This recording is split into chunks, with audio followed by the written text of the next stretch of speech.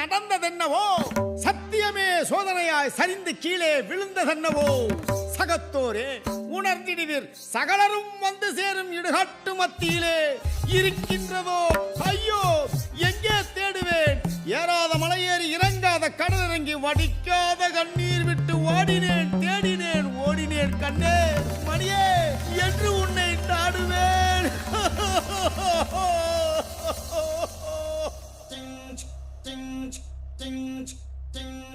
செவக்காட்டு சீமையெல்லாம் ஆண்டாரே ஹரிச்சந்திரராசா. அரசாண்டே நாட்டை விட்டே நகந்தாரே செல்ல காசா. பொட்ட காட்டு புழுதி போல புகையா போனாரே, எல்லாத்தையும் இழந்த பொறவு ஈம காட்ட சேர்ந்தாரே. செவக்காட்டு